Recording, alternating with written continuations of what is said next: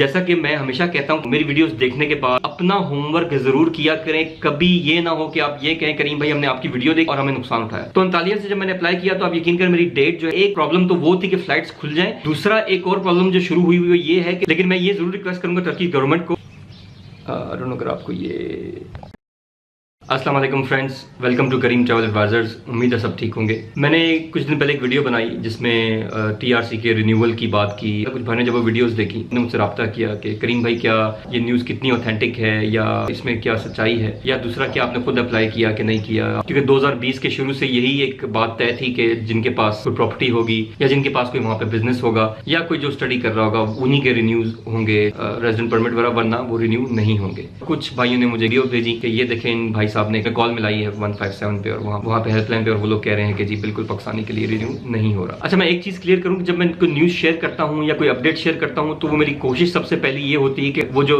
Experience मैं आपसे share कर रहा हूँ या तो मेरा खुद हुआ हो या मेरे किसी दोस्त या भाई का हुआ हो, ताकि कोई बेसलेस बात ना हो, बेबुनियाद बात ना हो। तो ये भी जब मैंने वीडियो बनाई तो इसमें मैंने अपना पर्सनल एक्सपीरियंस शेयर किया, क्योंकि मेरा अपना कार्ड जो है वो जून में खत्म हो रहा था और मैंने जो है उसको रिन्यूअल की एप्लीकेशन जो है ऑनलाइन मैंने जब अप्लाई किया तो मेरी जो एप्लीकेशन है वो स्मूथली प्रोसेस हो गई। और इस बार मैंने आपको बताऊं मैंने अंतालिया से किया। अंतालिया से करने का मकसद इस पर यह था कि मैंने लास्ट टाइम इस्तांबुल से किया था, उसमें काफी लंबा वेट करना पड़ा मुझे, 3-4 माह। आपको सबको याद होगा मैंने वीडियोस बनाई थी उसमें। अंतालिया क्योंकि टाइम पीरियड कम होता है, ये सबको पता है इस चीज का, तो इस बार मैंने कहा चलो यार इतना लंबा वेट नहीं करूंगा, जल्दी हो जाएगा। तो अंतालिया से जब मैंने अप्लाई किया तो आप यकीन करें मेरी डेट जो है 27 मई इस महीने की, मैं परेशान हो गया। 8 मई को अप्लाई किया था, 27 मई जो है मेरी वो डेट आ भी गई अपॉइंटमेंट की। मैं आपको दिखा देता हूँ, शायद कहेंगे मजाक कर रहा हूँ, अगर आपको ये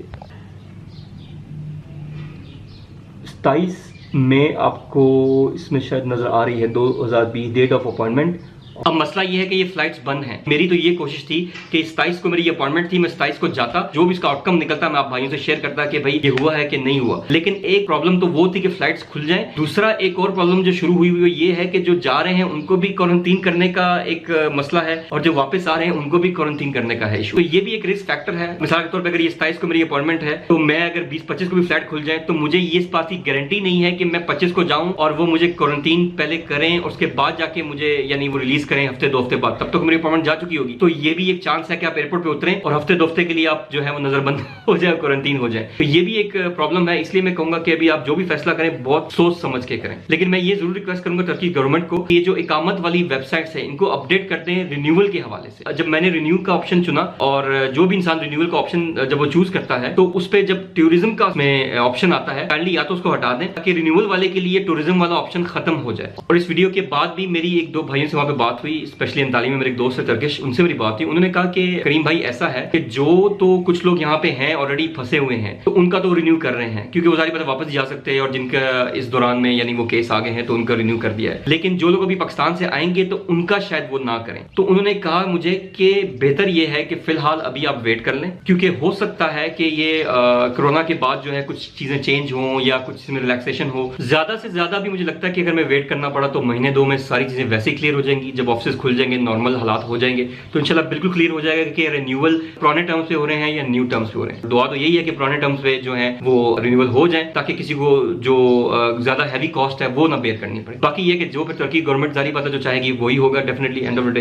वीडियो काफी लंबी हो गई है लेकिन मैं चाहता हूं मैं सारी चीजें समझा दूं सब भाइयों को, ये क्लियर हो जाए मैसेज मेरा। लेकिन लोगों को ऐसा लगा कि करीम भाई शायद वो गलत खबर फैला रहे हैं, लेकिन ऐसा है नहीं। अल्हम्दुलिल्लाह आप सब लोग मेरी एक फैमिली की तरह हैं, तो मैं कभी भी नहीं चाहता कि किसी का नुकसान हो। आप मेरी बात मानते हैं, सुनते हैं, एतबार करते हैं, आपका बहुत शुक्रिया। लेकिन कोई भी स्टेप उठाने से पहले जरूर जो है इमिग्रेशन के जो इदारे हैं या जो कंसर्न अथॉरिटी से उनसे जरूर वेरिफिकेशन किया करें, क्योंकि हो सकता है मेरा एक्सपीरियंस डिफरेंट हो, आपका एक्सपीरियंस डिफरेंट हो, और दूसरा ये भी पॉसिबिलिटी होती है कि आज जो रूल है वो कल ना रहे। बाकी दैट्स इट। रमजान का आखिरी अशा चल रहा है, दुआओं की बहुत ज्यादा दरख्वास्त, अल्लाह ताला सबको अपने ज़ुमान में रखे। आज सुनने को ये भी आ रहा था कि बाजार जो है मंडे खोले जाएंगे, लेकिन अगेन प्लीज एहतियात जरूर करें, SOPs है उनको फॉलो करें और कोशिश करें कि कम से कम जरूरत के तहत आप बाहर निकलें घर से, और अल्लाह करे कि हालात जो है आस्ता आस्ता करके साजगार हो जाए। नेक्स्ट वीडियो में, तब तक करीम ट्रैवल एडवाइजर का आपको सलाम, अल्लाह हाफिज़।